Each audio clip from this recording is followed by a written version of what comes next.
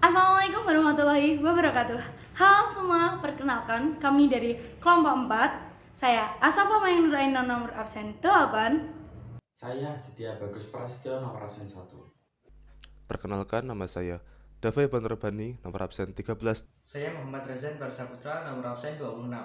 Saya Nindya Kalina Indraswari, nomor absen 30. Pada video kali ini kami akan menjelaskan tentang pengakuan wilayah. Kesepakatan wilayah Indonesia secara de facto dan de jure ada setelah sidang PPKI 19 Agustus 1945 yang isinya Indonesia memuat 8 provinsi. Tetapi prosesnya untuk menjadi negara kesatuan Republik Indonesia yang utuh dan memiliki 34 provinsi seperti saat ini perlulah perjuangan serta bukan sesuatu yang dapat didapatkan dalam sekejap mata. Karena pada dasarnya sebuah wilayah merupakan salah satu bagian terpenting yang ada dalam sebuah negara agar dapat menjadi suatu negara berdaulat. Perundingan Hoge-Veluwe terjadi pada tanggal 14 sampai 24 April 1946 di Hoge-Veluwe, Belanda. Disebabkan oleh kegagalan dalam perundingan pendahuluan oleh Nika atau Belanda dengan Indonesia pada tanggal 23 Oktober 1945 di Jakarta. Belanda menginginkan Indonesia masuk ke dalam negara persemakmurannya. Sebelum itu, Belanda telah menyetujui draft Jakarta, di mana Belanda mengakui secara de facto kemerdekaan Indonesia meliputi Jawa dan Sumatera. Yang mana dalam naskah draft Jakarta tersebut digunakan sebagai acuan dalam perundingan ini. Di dalam perundingan ini tidak hanya dihadiri oleh dua negara tersebut, tapi juga dihadiri oleh negara Inggris sebagai penengahnya, dengan mengirimkan Sir Archibald Clarke Kerr sebagai wakilnya. Meski telah dihadiri oleh tiga negara itu, perundingan Hoge-Veluwe mengalami jalan buntu, sehingga dilanjutkan oleh perundingan lainnya, yaitu perundingan Linggarjati. Perundingan Linggarjati merupakan suatu perundingan antara Indonesia dan Belanda di Linggarjati, Jawa Barat, yang menghasilkan persetujuan mengenai status kemerdekaan Indonesia. Ditandatangani secara sah oleh kedua negara pada 25 Maret 1947. Dalam perundingan ini, Indonesia diwakili oleh Sultan Syahrir, pihak Belanda diwakili oleh Wim Schermerhorn, dan pihak Inggris diwakili oleh Lord Killer, dengan isi perundingan sebagai berikut. Yang pertama, Belanda mengakui wilayah Indonesia secara de facto meliputi Jawa, Sumatera, dan Madura. Yang kedua, dibentuknya Republik Indonesia Serikat. Dan yang ketiga, Republik Indonesia Serikat bergabung dengan Belanda dalam Uni Indonesia Belanda yang diketuai oleh Belanda. Dampak positif dari perjanjian ini terhadap Indonesia yakni mendapat pengakuan secara de facto wilayah Jawa, Sumatera, dan Madura. Sedangkan dampak negatif dari perundingan Linggarjati yakni membuat wilayah Indonesia semakin kecil dari sebelumnya, yaitu hanya Jawa, Sumatera, dan Madura. Pada akhirnya, Belanda melakukan tindakan yang justru bertentangan dengan perundingan Linggarjati, yakni dengan melakukan agresi militer yang pertama, hingga kemudian terjadi perselisihan antara pihak Indonesia dan juga Belanda. Perundingan Renville. Perundingan Renville merupakan upaya untuk menyelesaikan perselisihan yang terjadi setelah perundingan Linggarjati pada tahun 1946.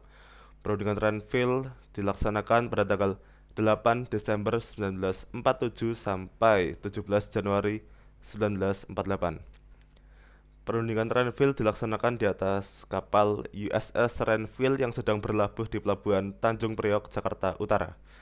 Pada perundingan Renville, Indonesia diketuai oleh Amir Syarifuddin dan Belanda diketuai oleh seorang Indonesia yang pro-Belanda yaitu Raden Abdul Qadir Wijaya Atmojo. Isi dari perundingan Renville adalah yang pertama, pihak Indonesia menyetujui dibentuknya negara Indonesia Serikat pada masa peralihan sampai masa pengakuan kedaulatan. Kemudian ditambah 6 pasal tambahan dari KTN. Yang kedua, Belanda dapat membentuk negara-negara federal di daerah-daerah yang didudukinya melalui jajak pendapat terlebih dahulu. Yang ketiga, pemerintah Indonesia menarik pasukannya serta mengosongkan daerah-daerah di belakang garis demarkasi Farmuk dan selanjutnya masuk ke wilayah Indonesia. Wilayah Indonesia menurut perundingan Renville hanya meliputi Jawa Tengah kecuali pelabuhan, Yogyakarta dan Sumatera selain Sumatera Timur dan Sumatera Selatan. Selain itu, disetujui adanya garis demarkasi yang tujuannya memisahkan wilayah Indonesia dan daerah pendudukan Belanda. Perjanjian ini membuat TNI harus ditarik mundur atau hijrah mulai 1 Februari 1948 dari daerah kantongnya di wilayah pendudukan Belanda di Jawa Barat dan Jawa Timur. Dampak yang dihasilkan dari perundingan Renville adalah adanya agresi militer Belanda II. Perjanjian Rambroyen adalah sebuah perjanjian antara Indonesia dengan Belanda yang dimulai pada tanggal 14 April hingga 7 Mei 1949 di Hotel Des Indes, Jakarta. Nah, perjanjian Rambroyen sendiri terjadi setelah berlangsungnya agresi militer Belanda yang kedua dan adanya penahanan pemimpin Republik Indonesia yang mendapatkan kecaman dari dunia internasional. Melihat reaksi militer Belanda, sehingga PBB membuat kewenangan KTN, yang sejak itu KTN berubah menjadi UNCI.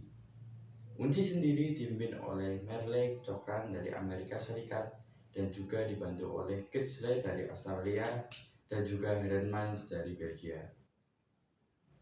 Selanjutnya pada tanggal 23 Maret 1949, pihak DKPBB memerintahkan UNCI agar membantu perundingan antara pihak Republik Indonesia dengan Belanda. Pada tanggal 17 April 1949, perundingan Rambroyen dimulai dan bertempat di Jakarta. UNCI sebagai penengah dan diketuai oleh Merle Cokran. Kedua pernyataan yang disampaikan oleh Muhammad Ron dan Herman van Rooyen merupakan pokok-pokok perjanjian Rambroyen yang sekaligus merupakan dasar menuju KMP dan peristiwa yang sangat menentukan bagi Republik Indonesia.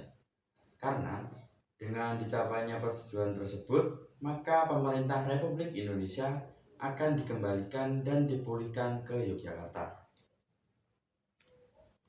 Perjanjian Rambroyen yang ditandatangani pada tanggal 7 Mei 1949 mulai dilaksanakan pada tanggal 6 Juli 1949 yang ditandai dengan kembalinya pemerintah Republik Indonesia ke Yogyakarta, yaitu bersamaan dengan kembalinya Presiden Soekarno dan Muhammad Hatta pada hari tersebut, yang kemudian disusul dengan pengembalian mandat dari Mr. Syafruddin Prawira Negara kepada Presiden Soekarno pada tanggal 13 Juli 1949. Maka dengan demikian akan semakin dekat menuju pengakuan kedaulatan Republik Indonesia.